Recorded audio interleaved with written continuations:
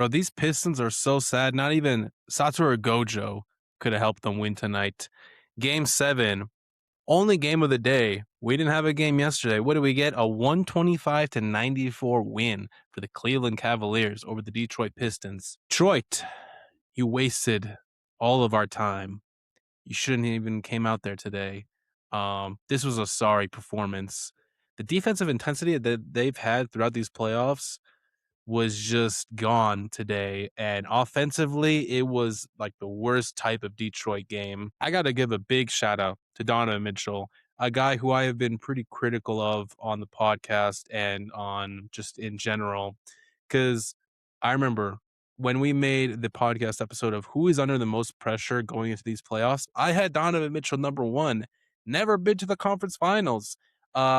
Made it to the conference finals today. People have said for Mitchell that like his team is not good enough. He has to carry them. He has to backpack them, um, and that he doesn't have enough help.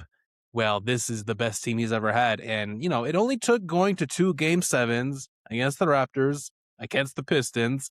It only took losing Game 6 at home when you're up 3-2 and having a horrific performance. It only took that much. But in Game 7 today, I got to give my hats off to him. 26, 6, and 8 assists. That is huge.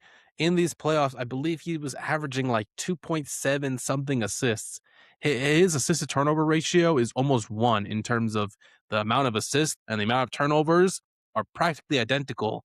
For a lead guard who has the ball as much as he does, even if you're not like the best playmaker, which he definitely isn't, or playmaking is not your first, instinct, it's still unacceptable to have a 1-to-1 assist to turnover ratio when you have the ball that much. Got to give hats off to him. First 2 possessions of this game for the Cavaliers on offense, 2 interior passes to Mobley and Allen for layups or dunks, and that continued on. He had, I think, 3 assists in both of the first 2 quarters, or I think 5 total in the first half, which 5 assists for Donovan Mitchell, that I think that would have tied his most in the playoffs in a game. And he had that in the first half. And it definitely showed because the offense was clicking. Evan Mobley, 21, 12, 6, 2 steals, 2 blocks, 7 of 10 shooting from Mobley, 1 of 4 from 3. So his only misses were from 3. Um, Donovan Mitchell, like I said, 26, 6, 8, no turnovers, huge. And Jared Allen as well, eating on the inside, 23 and 7. I guess Jared Allen is just a Game 7 performer because he played great in the Game 7 against the Raptors. He played great tonight. They dominated the paint. The Pistons could not defend them at all. Sam Merrill had 23 points, including 5 threes and one that was a 4-point play. You have a performance like that by just Sam Merrill where he has 23 points, and then you look on the Pistons side where Jalen Duren has 7 points, Tobias Harris has 5 points, Amen Thompson has 5 points. Those guys combined for 17 points to Sam Merrill's 23. You can't win a game like that. You cannot win a game like that. Points in the paint, 58-34, completely dominated there. Points off turnovers. They won offensive rebounds. They won defensive rebounds. Assists at one point, they had like 18 assists, and the Pistons had like 14 made buckets. You can't win a game like that. I mean, what can I say? The offense of the Cavaliers has always been more talented, has always had better players with Mitchell and Mobley and Allen and James Harden. They've always been the more talented offensive team. They just have never just really have struggled like clicking every single person in one game. Like they've been ups and downs for all of these guys in these playoffs. They've been inconsistent, but hey, pulled out in Game 7. What matters? Even James Harden had a classic James Harden Game 7 performance with 9 points, 2 of 10 shooting, 0 of 6 from 3. Did not matter. It didn't matter. He still had six assists and 1 turnover. So kept the turnovers down. Turnovers are huge. 11-14 for the Pistons. I mean, 14 is not a lot of turnovers. But yeah, Cleveland offensively was just on point. Defensively, I mean, they were good, but it just felt like the Pistons had absolutely no idea what to do anymore. Um, messed up multiple times in transition. Tobias Harris did. Jenkins, 17 points, 4 of 12 shooting, was like their best player. Not enough from Cade in this game. Unacceptable. Going out with 13 points, 5 of 16 shooting, 0 of 7 from 3. His last game, game 6, I didn't even think he played that well. He just had 5 threes, okay? Today he was 0 of 7. Didn't make a shot in the second half, but by then the second half they were down 15-20. Like it was over. Jalen Duren, man, whew, how many millions do you wanna lose, bro? Let's see. 7 points, 15 points, 9 points, 8 points, 11, 8, 11, 15, 8, 12, 12, 8, 11, 8. That was your playoffs. 0 20-point games. You averaged 20 and 10 in the regular season. And what did you average in the playoffs? I don't know exactly because I don't have the numbers, but last time I checked, it was about 10 points and 8 rebounds. They said multiple times in terms of playoff dropping from regular season to postseason. Jalen Duren is only second to Wilt all time, and that's because Wilt Chamberlain had a season where he went from 50 points in the regular season to 35 in the postseason. Duren from 20 and 10 to 10 and 8. Efficiency dropped. The playoffs really tell you who like got it like that, and Jalen Duren just looked lost out there on so many possessions and so many games in the Magic series. I mean, obviously the Magic are a big team. They matched up physicality in a way that didn't really help Detroit. He was lost so many times in that series. Game 6 in this series was his best game. That was 15 and 11 on 7 of 10 shooting. That would be a very average regular season performance from him. Um, he doesn't have a certain move to go to. He looked like indecisive. He looked, like just not scared is such a strong word, but he just didn't look confident in himself to score inside like he did in the regular season. He didn't look poised. Um, he had struggled getting to his spots and like finishing. It was just a terrible playoff performance. And now you're going into restricted free agency, having had a great breakout season. This guy might make All NBA third team for a 60-win Pistons team. Cade as well, All NBA second team, first team maybe. Go out in the second round. Duren, the contract is going to be very interesting. The Pistons, I mean, this is the same problems they've had all year. Who else is generating offense for your team other than Cade Cunningham? Because Cade, his turnovers were ridiculous in this series. He had 3 tonight, but that's because, the game was kind of over at halftime. In game 1, he had 4. Every other game in this series, he had 5 or more turnovers. One game he had 7. One game he had 8. They're just so backbreaking sometimes, his turnovers, the live ball turnovers, in such bad situations too, like just poor passes or just not having the awareness that Max Strus is right behind you, ready to steal the ball from you. In the regular season, Cade is not a great 3-point shooter. He's not a high volume 3-point shooter. And yet in these playoffs, at least in the last 10 games, his 3-point percentage is higher than his regular field goal percentage, 46-43.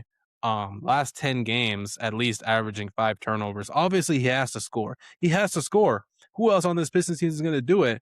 But the East just asked too much out of him, and the Pistons didn't surround him with enough. What they traded for Kevin Huerter, he didn't play a damn thing in the playoffs. Dennis Jenkins, great guy, not enough. Tobias Harris, he had a streak, 20 plus points in 7 or 8 games in a row. He'd never done that in his career. Didn't matter. 0 field goals made tonight. Asar Thompson, bro, you are a one of one, other than your brother, actually, because you're both twins. But you are one of one defensive talent. But my God, you can't score in any way. Not from the 3 Even inside, he misses so many times, and he gets his own rebound.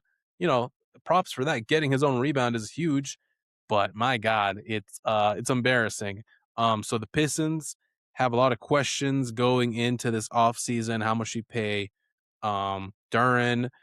You got to get a real offensive second guy next to Cade. Who's that going to be? Yeah. And for Cleveland, hey, shout out to Mitchell, finally making conference finals, having a great game after a really bad game 6. Shout out to Mobley. He's been very good in his playoffs. Had some games here and there, first round, whatnot. But I feel like he's been very solid, very good in this second round. Jared Allen as well. Even James Harden, bad game 7, as always, bro. But didn't matter. He played a pretty solid series, as a supporting or sometimes even having to be the number one guy with a Donovan Mitchell. Yeah. Knicks in 6, though. I think the Knicks are just an offensive buzzsaw right now. They have been playing incredible basketball. They've unlocked Cat as this just hub of passing, and then everybody else, OG, when he comes back, he's been one of their best players offensively. Jalen Brunson is still the best guard in the East. Yeah, this Knicks team is crazy. Their defense is good too. I think all the problems that the Cavaliers had with inconsistency, with Donovan Mitchell's playmaking, which didn't show up today finally, but I believe could definitely show up again. Like this could be the outlier game if Donovan Mitchell, passing wise. So I think the Knicks are going to win the next series, but that's going to be very fun. And then quick thoughts on OKC Spurs, man. That is gonna be an all-time series. I hate to say, I know everybody, you don't want to say that the Western Conference Finals is gonna be the finals. And especially not this year, because I really do respect the Knicks. I think that the Knicks would give the Spurs or OKC a good fight, a good challenge. And like last year with the Pacers, we all thought OKC would walk them, and that went to 7 games. So, I got to respect the Knicks, or maybe if the Cavs actually do make it to the finals, you got to respect them a bit. But obviously, 260-win teams, Victor Wembanyama, Shea Gilgeous-Alexander, MVP officially, 2-time MVP Shea. Jalen Williams is going to be back. AJ Mitchell is insane. Stephon Castle, Dylan Harper, De'Aaron Fox. I'm just listing names now because I don't even know what to say. Like, this is just going to be a really fun chess match of who is guarding who and how that matchups with who's guarding who is going to change per possession. Like, they're going to throw everybody at Victor Wembanyama, Hartenstein, Chet Holmgren, Caruso, you go at him, J-Dub, you go at him, SGA is going to be guarded by Castle a lot of the time. How's that going to work? The three-point shooting of OKC is always going to be a question mark, but then you can say the three-point shooting of the Spurs, Dylan Harper doesn't take a lot of them. Stephon Castle went crazy in game 7 or game 6. In the last game, he made like 5 threes, but he's not, they're going to dare him to shoot it. De'Aaron Fox, they're going to dare him to shoot it.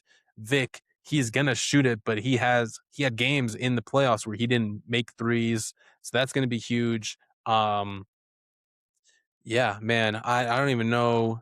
I mean, there's a lot you can say. Defensively, these teams are going to be all over each other. Obviously, the Spurs have the upper hand in the regular season, but I don't know, man. Playoffs, as we all know, is a different beast. I really hope this goes to 7. I'm gonna say OKC in 7. I just got to give the respect to them and Shea as the defending champions, and I believe saying it now, the repeat champions.